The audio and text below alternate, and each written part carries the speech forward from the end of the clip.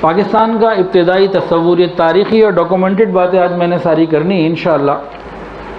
یہ آیا تھانہ بھون سے۔ تھانہ بھون میں کون سے بزرگ تھے، نام بتائیں کسی کو پتا ہو تو؟ حضرت مولانا اشرف علی تھانوی رحمۃ اللہ علیہ۔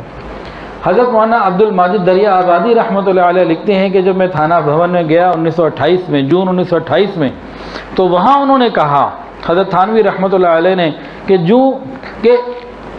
جی یوں چاہتا ہے کہ خطے کے اوپر خالص اسلامی حکومت ہو، سارے قوانین اور تعزیرات یہ سب اسلامی احکامات کے مطابق ہوں، بیت المال کا نظام قائم ہو، جو شرعی عدالتیں وہ قائم ہوں، مسلمانوں کو اس کے لیے کوشش کرنی چاہیے۔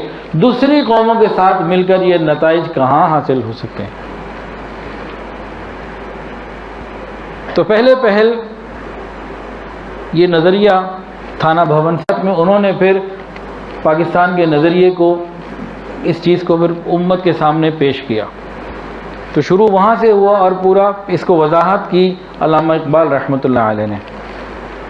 قائد اعظم رحمۃ اللہ علیہ فرماتے ہیں مسلم لیگ کے ساتھ ایک بہت بڑا عالم ہے جس کا علم اور تقدس ایک پلڑے میں رکھ دیا جائے اور باقی علماء کا دوسرے میں، تو یہ باہری رہے گا، اور ہمیں ان کی حمایت حاصل ہے جو کہ ایک چھوٹے سے قصبے تھانہ بھون میں رہتے ہیں، ہمارے لیے وہ ایک ہی کافی ہے، باقی کوئی ہمارے ساتھ ہو نہ ہو ہمیں کوئی پرواہ نہیں۔ قائد اعظم کی اسٹیٹمنٹ ہے۔